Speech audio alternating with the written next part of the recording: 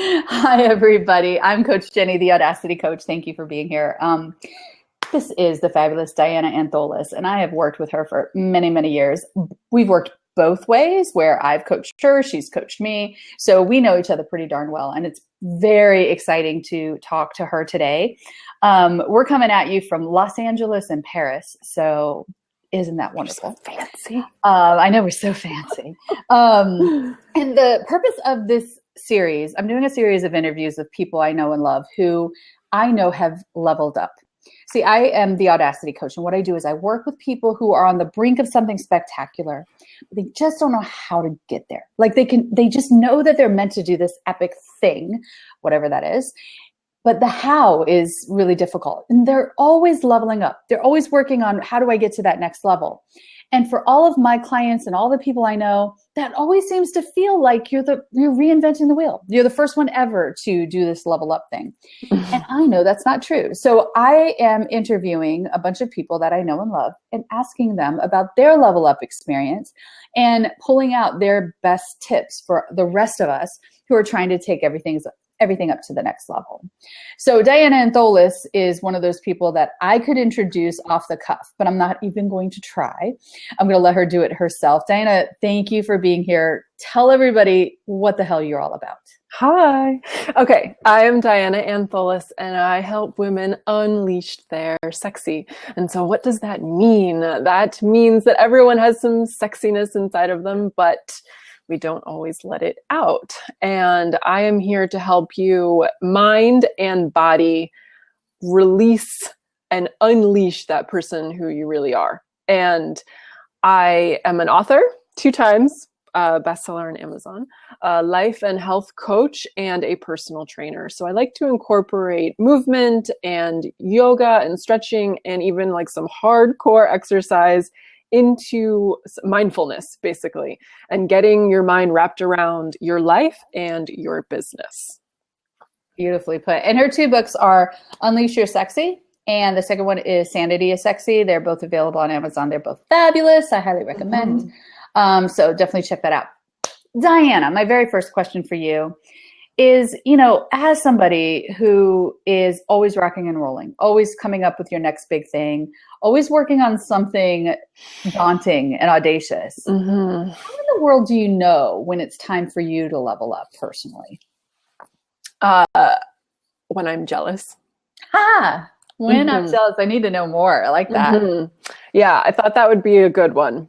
A very honest answer, since this interview series is all about getting people to talk about things they don't normally talk about. And I feel like when we're jealous or envious of someone else,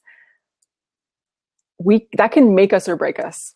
Absolutely make us or break us. So for me, if I feel jealous or envious of someone or something, sometimes it's like, maybe it's a movement. It might be something that I see online that other people are doing, and it might not be a specific person, but it might be something really, really big that I want to be part of, or that I want to do myself. I have to check myself and say, okay, what is this all about? And is this a time for me to level up and like really go for what I want to do? Or is this something that's maybe a little bit trivial? So that's like the big question for me, is like, when I start seeing other people doing something that maybe I think I want to do, then like, okay, it's time to go for it. And I get a little bit angry. I get angry. So I'm like, and I use that anger to fuel myself and kind of go for it. I love that you're willing to talk about that. You're right. Let's be really honest here. We all experience professional jealousy, and sometimes it's misplaced, and sometimes it's a big motivator. How do you know when it's misplaced? Let's talk about a time where, okay, I'm jealous of this person who's doing this thing, but I don't want to do that thing. What the hell do I do with that? Can you think of an example of that? Lots of examples. There are lots of examples of many different people. We can try to pull one out now. Okay. Let's really go for this. Okay, let's go for this. I can say, I'm going to use your lab. I love it. I'm going to use your lab. And I say, okay, I think a lot of people can go and look at how well you orchestrate that lab and say, wow, okay, first of all, some people might not have a Facebook page, Facebook group. And two, if they do have groups, how can they level up within that group? And so I think that's something that was really, that I think that's crossed my mind before, is I've said, is that something I want to do?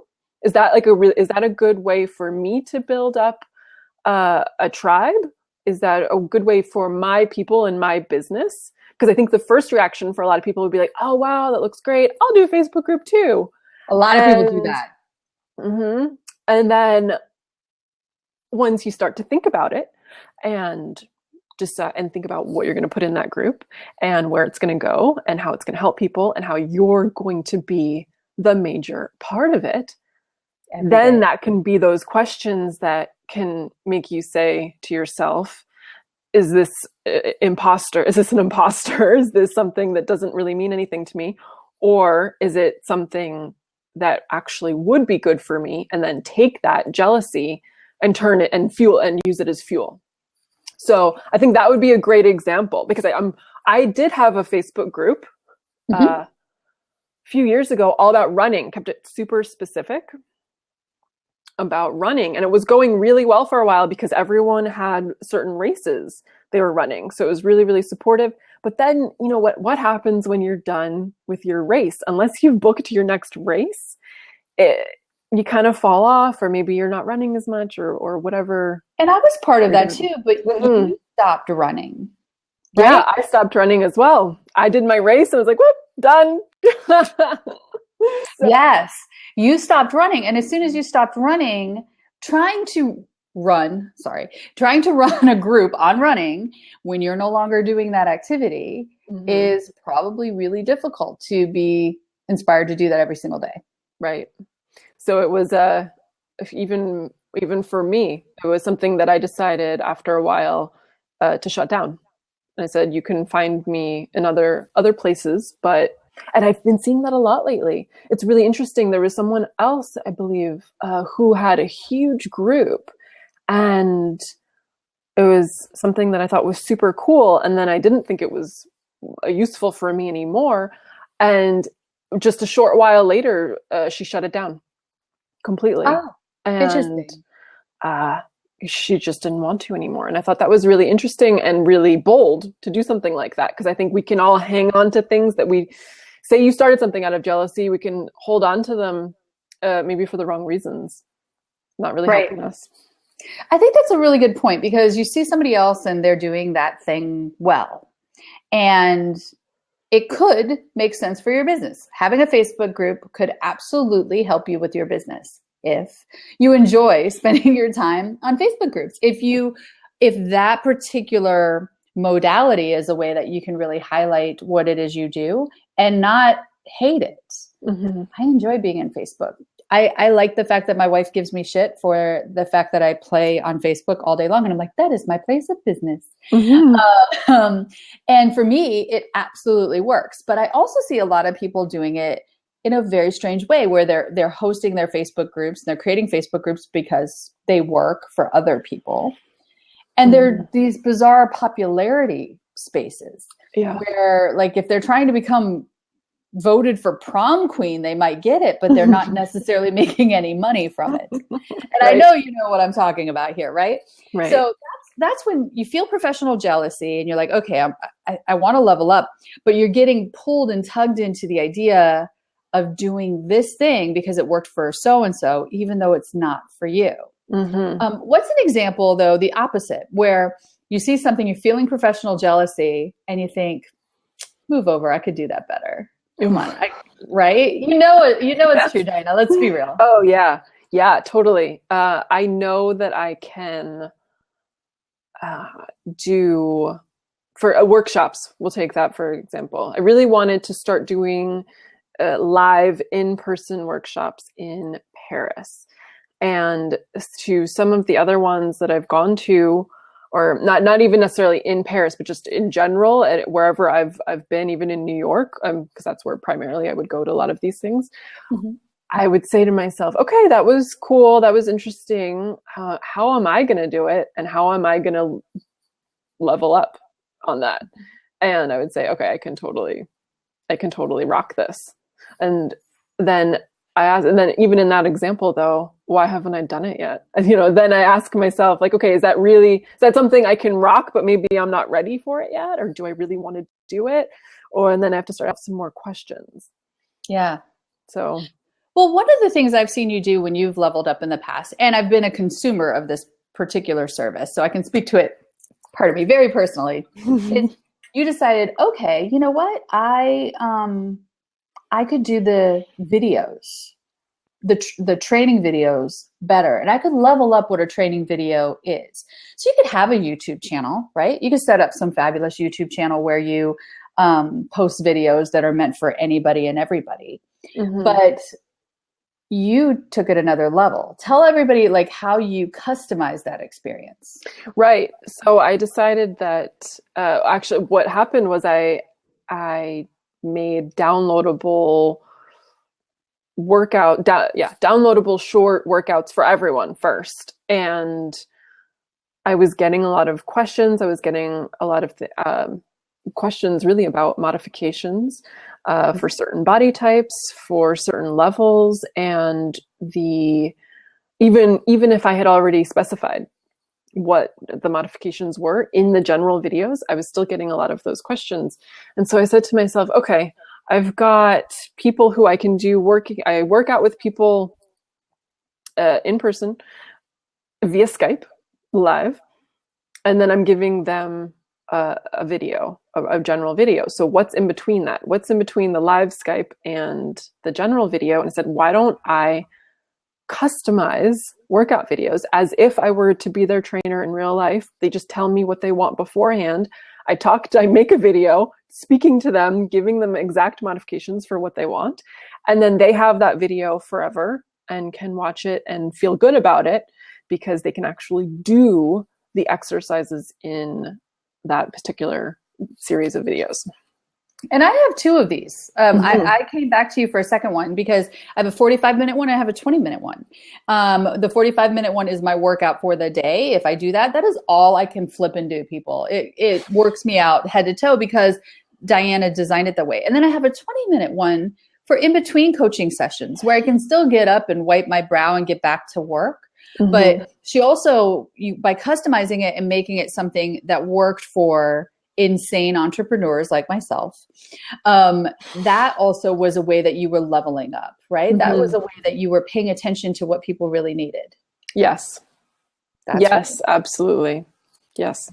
That was, I don't think I've seen other people doing that actually. Maybe I don't either. And that's part of the thing. Like, so you experience professional jealousy and you say, I could do that too, right? I call it, this is awful, but I think of it as like the Marie Forleozation of entrepreneurship, where everybody's like, I could be on YouTube. My videos could be as awesome as Marie Forleo's. Well, you know what? You're not Marie Forleo, nor should you try to be, right? But what Diana's a great example of is she didn't try to be the next so-and-so. She decided, no, there's a way I can do this that is specific for who I work with. Mm-hmm. But that is innovative. That's taking it to another level. That's using a platform like YouTube videos in a very different way. And I love that about you. I think that's really, really impressive. So my second question for you, believe it or not, it's only my second question, is what, in your experience, what juicy, perfect number one tip do you have for my audience of solopreneurs who want to level up in their business in some way? What is your favorite go-to tip for them? Mm-hmm. Can I have more than one? You can have 12. Absolutely. I want to hear everything you have to share, but I definitely want to hear like what has really worked for you. I know. Okay. Well, the thing that absolutely works for me is the mantra, right? Is creating the mantra. Now, I take people through 4 questions to create this mantra. And this mantra is basically like your Nike slogan, just do it. It is something that you use to get yourself to forget about whatever you're scared of, to get yourself motivated, determined, whatever you need to kind of just shake off what's bothering you. I use a mantra for, and I walk people through it. And I also walk people through it in both of my books, actually, and on my website. So what happens here is that I get in touch with my feelings and I ask myself key questions about my feelings and my thoughts that are going to help me figure out why, what I need to do, what my next step is and how I'm going to get there. And so for me, like, I brought this up before. So for example, if you're like, the first question is, what are you feeling right now? So you might be feeling angry. And anger is great because I feel like anger can really fuel you and it can really push you to start getting shit done. Because if you kind of retreat or maybe get like hermit back, and I know a lot of people that do that, like they see something and then they just cover themselves up and they go into hiding, then that's not really helping you. But if you feel a little bit of anger, and even take that jealousy or anger, like take that first feeling that you're asking yourself, like, what am I feeling right now? If you're feeling jealous, it might be anger. Why are you angry? And then that's the second question, is like, why? What are you thinking that's making you angry? It's like, oh, that person's doing this and this person's doing that. And why maybe you have think of that? Why didn't I do that first? Yeah. So why are they using my word? Exactly. I've been having that with Unleash lately. Like, can you people stop using Unleash? I mean, I know I don't own it, but. Well, I'm pissy that those people that created the audio editing software Audacity and named it Audacity, because sometimes people come into my blabs and like, can you help me with my synthesizer? And I'm like, what are you even talking about? So yes, I hear you. Sometimes it's as random as that. Yeah. Okay, so you say, so what are you feeling right now, and why are you feeling that way? And why are you feeling it? So you get through that. So you're like, okay, I'm angry, and it's because Jennie started a lab, and I didn't. Right? Okay, let's take that for an example. So you're angry. So then the third question is like, how do you want to feel? So maybe you want to feel happy or excited or peaceful, or usually it's happy, right? I think most of us just want to feel happy or productive. Yeah. I want to feel productive. I want to feel like I'm on the right track. So you take that and you're like, okay, what can I start thinking to make myself feel productive? Okay. What can I tell myself right now to make myself feel productive? And so what kind of, so if we're taking the anger about somebody else having an awesome Facebook group and you want to feel productive as well, and then you ask yourself, okay, what can I start thinking? And it can be your mantra can be something simple like, well, I can level up too. That can be it. And then that is your reminder. Say, well, I can level up too, or I can have a great idea too, or I'm going to rock, if you have the idea, I'm going to rock X. And whatever that is, and for some people it might be the Facebook group that they're angry about, but maybe it's a blab community. Maybe they're like, you know what, the Facebook group's not really for me, but I think I could have some awesome conversations on blab. Like, okay, I did this exact thing this week, and probably because I've read your book, but I did this exact thing this week. But I swear to you, it was last Friday, and this was my thought process. I really wish I would have, because I was experiencing professional jealousy, I really wish I would have gotten on top of the YouTube thing 5 years ago when I flirted with the idea, but then never stuck with it. Because where would I be right now?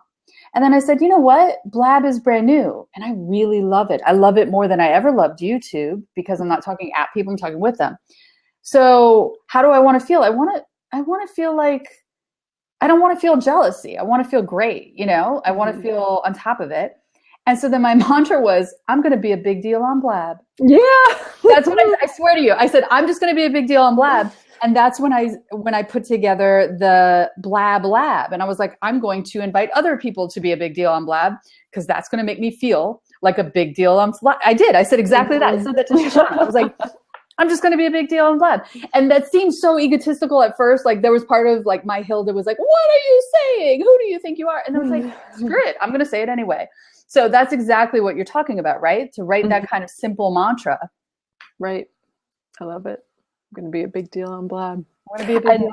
The more you say it, the more it's going to come true. Mm-hmm. And even if you have something else happen to you, it's like, I'm going to be a big deal on Blab. Yeah. And you can even short it. I mean, that's nice and specific. I like that because that's very specific. So the more you keep saying that, the more you're going to keep doing it because you're going to ingrain it in your brain. It's just going to keep happening over and over. And then for someone maybe that doesn't know where they want a big deal, you can just be a big deal. You can say, I want to be a big deal. Yeah. And that can mean so many different things. Mm-hmm. Big deal in my family life, big deal in my professional life, big deal in my sports life, whatever it is. And so I think that could be really, really powerful. And because what does that mean to each person? I want to be a big deal means what to everybody? Right. But for me, it really is a guiding mantra because for me, what it does is it gets me to work. So every morning I'm thinking, okay, if I'm going to be a big deal on Blab, how am I going to show up on Blab today? And what other Blabs am I going to schedule for the future? Mm-hmm. Right. So if I'm just thinking about it all the time, because I can't be a big deal on Blab if I don't show up and if I don't set the stage to show up in the future. So that's all I'm focused on, right? Yeah. It's so simple and all I have to do is keep showing up. But like you said, sometimes there's stuff going on in your life. My dad is in surgery right now. Now. So there's some real stuff happening in my life. It's very scary and, that's happening. Yeah. But I'm going to be a big deal on Blab and I'm pressing on because my dad expects me to. And so here I am. You know what I mean? It's right. I love that you bring that up. So you have more than one tip though. I want to hear more tips. Yeah. I think I kind of combined them though. I combined it because the mantra, my first one would be create a mantra, but the second one is use your feelings. Use your feelings for the best. So meaning use your anger to create the best scenario. Use your jealousy to create the best scenario. Use your sadness to create the best scenario. And you can figure that out through going through the mantra, but maybe you don't want to go through the whole 4 questions of the mantra. If you're just right now, you're sitting there, you're like, I'm pissed off. Okay, let's use that.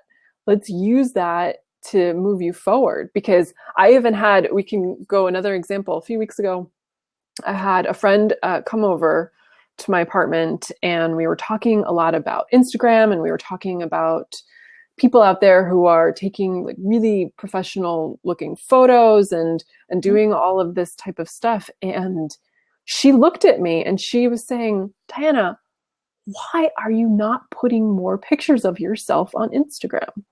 Because if you looked through my feed a few weeks ago, there weren't a lot of pictures of me. It was lots of other things seeing. Yeah, that's true. I do that. And she started to get angry at me. And I was like, oh, okay. It's like, I can do this. And I liked that because I needed to get someone else to push me, to give me a nice little shove that got me a little bit angry. I was like, why haven't I been doing that?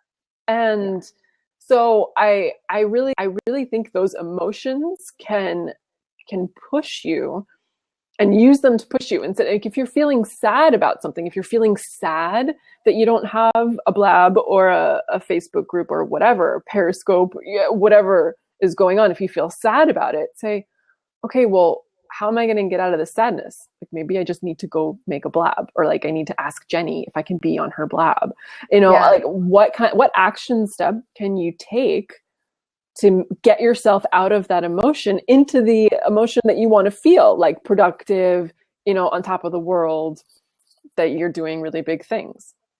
I love it. I'm going to open up the seats and I invite you guys to join us. I see Jay is here. Shoshana is here. I think who else is up here? Rachel's still here. Please join the seat and ask your question. Shoshana asked a question in the chat and she said, I may have missed it, but why or how do mantras help? Mm-hmm. Yeah. Could you detail that a little bit more? Why do these mantras, why are they so powerful?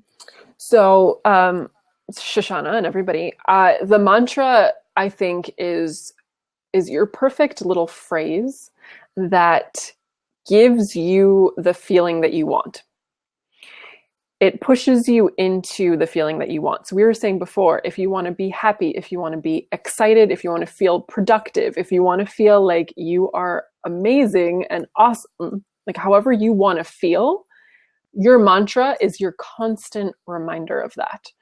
So if you have a mantra like Jennie's mantra, which was, I'm going to be a big deal on Blab, every time something might knock her down or something might make her question that situation, when she goes back to that mantra that she has, she can get rid of that, what she calls Hilda, or that fear, or that other voice that is telling her that she can't do it. Mm-hmm.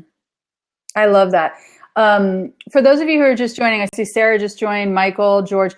I've opened up the seats. I'm talking to Diana Antholis about leveling up. And just to kind of recap briefly, we're talking about when you experience professional jealousy, might be the time to turn up the volume and level up. Mm-hmm. So I would love to throw a couple of people under the bus here. Sarah and Shoshana, you need to get your butts in here because I know you have something to contribute to this conversation. Mm-hmm. We're also talking about mantras and how writing and crafting a simple mantra by asking yourself, what are you feeling now? Why are you feeling that way? How do you really want to feel? And what can I tell myself? What mantra can I write to change my mind and help myself feel that way? And then writing that mantra. We gave the example of what I did last week where I was feeling professionally jealous. And I was feeling professionally jealous because other people were a bigger deal on YouTube specifically. What I wanted to feel was really productive and on top of the world and like I was going somewhere. And so my mantra was quite simply, I'm going to be a big deal on Blab. So I decided to become a big deal on Blab and I'm working towards that every single day. So that's a quick recap for those of you who are just joining us.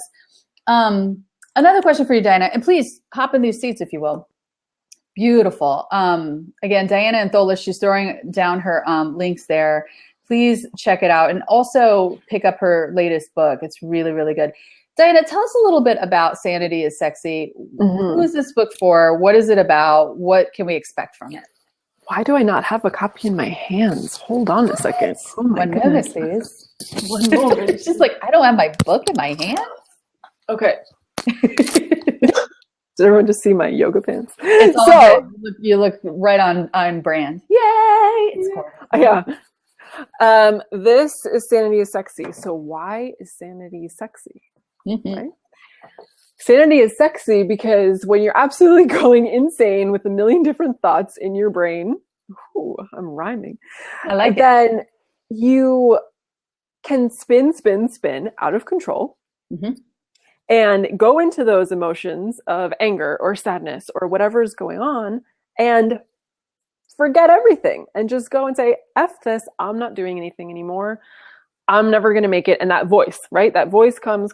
So I'm telling you, being insane is not very sexy. But having sanity makes you sexy. And what makes you sexy is confidence. So in my world, sexy equals confidence. So having sanity, getting your brain back on track with what you really want to do, using your emotions to fuel yourself, to understand where you're coming from and propel you into the direction you want to go is sexy. And that sexiness is what people are attracted to. It's that confidence that you exude. Mm-hmm. And when you exude that confidence, then you're going to start getting what you want. You notice that tremendously. The minute you lose a little bit of that confidence in yourself, bam, what you want, like people don't react to you the same way. Agreed. Awesome. Hi, Michael. Welcome. Hi. Nice to meet you. Did you have a question or did you want to contribute to our conversation? Yeah, I have a situation that maybe you can help me to explain how I might be able to level up with. Okay. So I have a longtime friend. A couple of years, we knew each other sort of sporadically through social media. We more recently he's now. I'm a direct report of his, and we're working at the same company. And he and I, we share a lot in common. We've quite a bit in common, and part of that is my respect for his design leadership. We're working for an experienced design group. I'll leave the company's name nameless. And so we just went through major reorg in our company, and the person who we are collectively going to be having to report through is going to be somebody who's really challenging to accomplish the things that we were really hoping to set out to do. And so I'm kind of left in this difficult place because he confides in me very much and very openly about the things that he's going through and his fears. And I want to be there for him, but I also at the same time, I want to be able to have some level of, direction in terms of making sure that I'm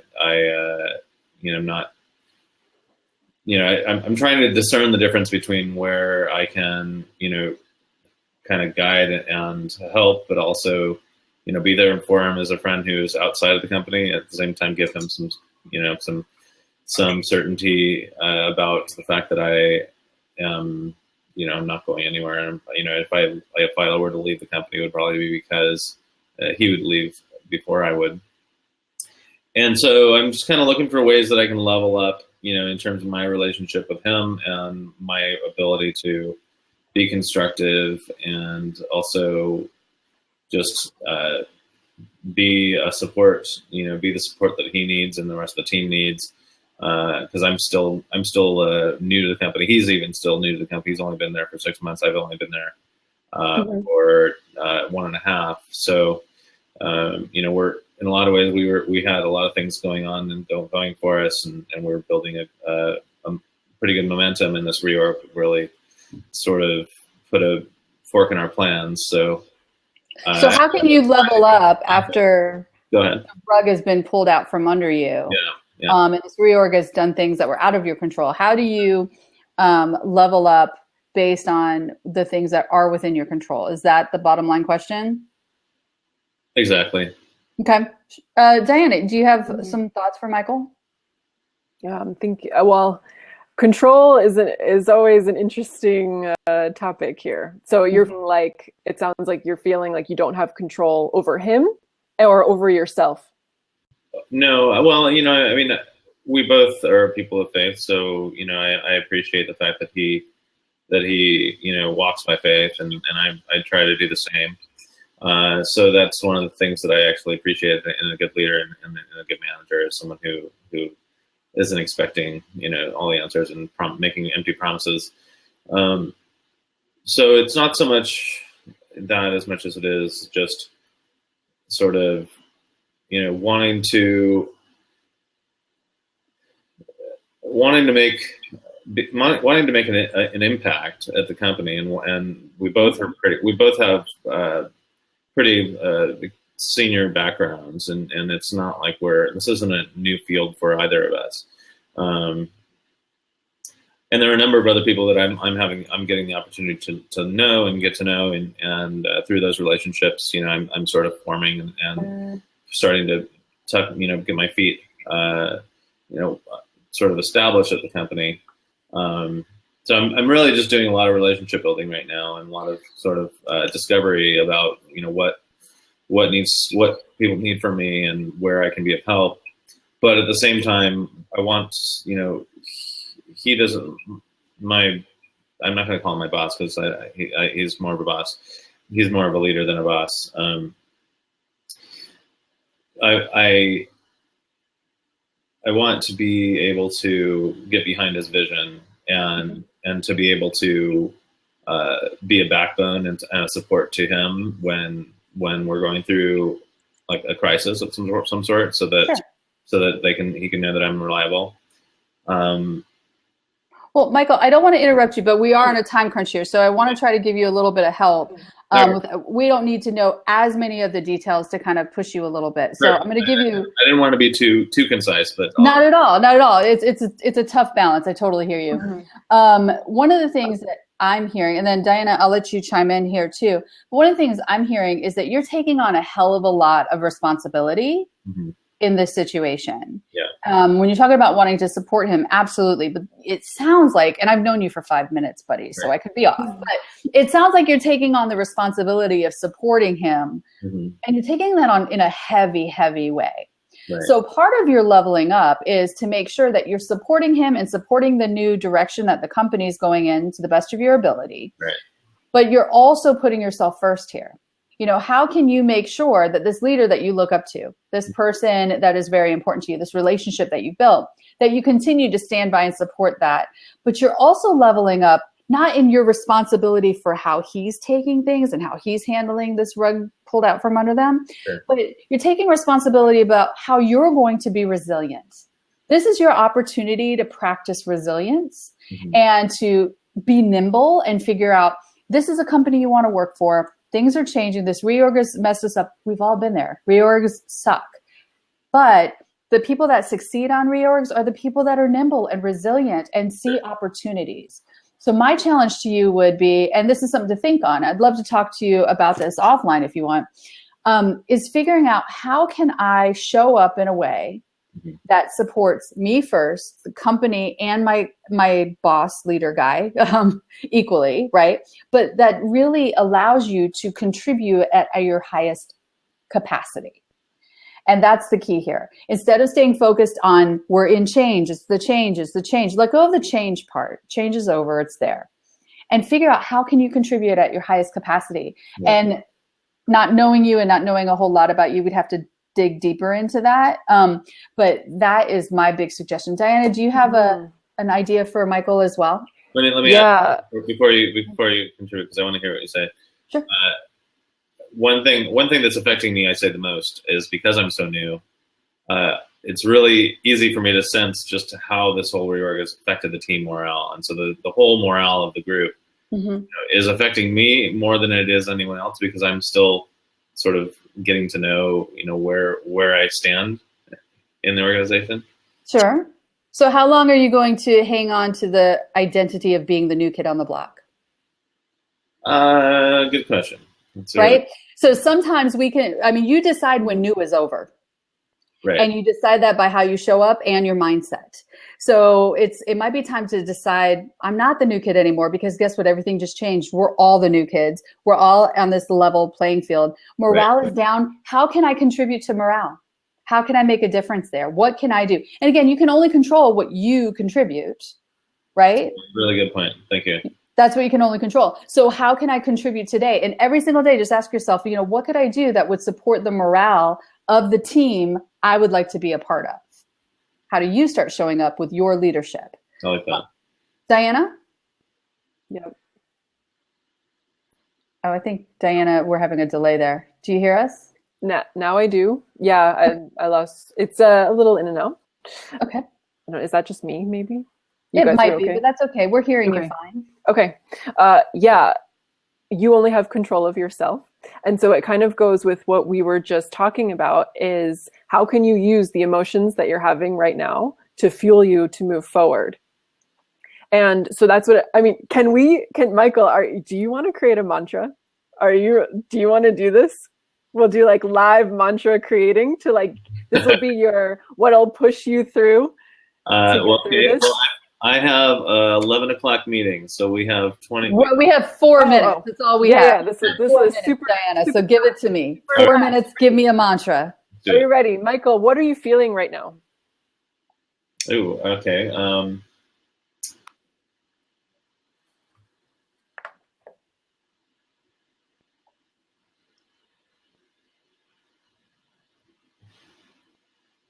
I actually have to think about how I feel. My goodness. Okay, some examples of feelings are angry, no example. Sadness. No. Concerned, worried, frustrated. Disorientation. Disoriented. Good. Okay. I'm going to write this down for you. Disoriented. How do you, what's making you feel that way right now? Well, we were on a path for the first month and a half of my being with the company, and now we are on a completely different trajectory. So shit out of his control. Just there is no trajectory. There's really no certainty, or method to the madness yet. And from anybody's perspective. Okay. How do you want to feel right now? It's my favorite question, by the way. Are those kind of 3 core questions that in order to establish a mantra? There are 4. Yeah, she's on number 3. Okay. I want to feel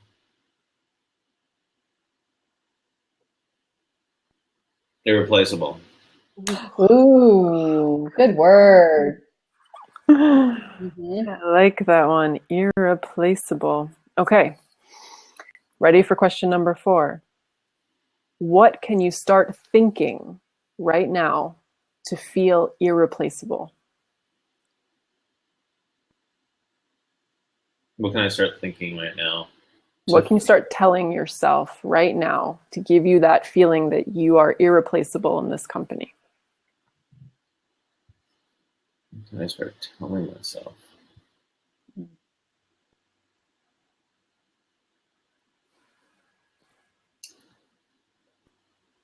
I don't know. I have no idea. Okay. Let's, if you were telling your best friend in the world, who's not the one you're working with, Not the boss guy. someone else. If you were telling your best friend or you're a sibling, a parent, anybody, this situation, and you said, I want to feel irreplaceable, what would they say to you right now?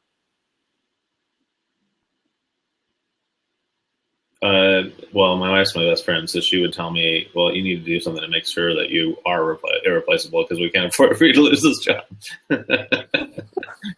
Yeah, I have a suggestion. I mean, I imagine that somebody would say something to you like, then show up irreplaceable, right? Make yourself indispensable, you know? And the truth is, one of the things I would tell myself if I was in your shoes is like, they don't even know what they got.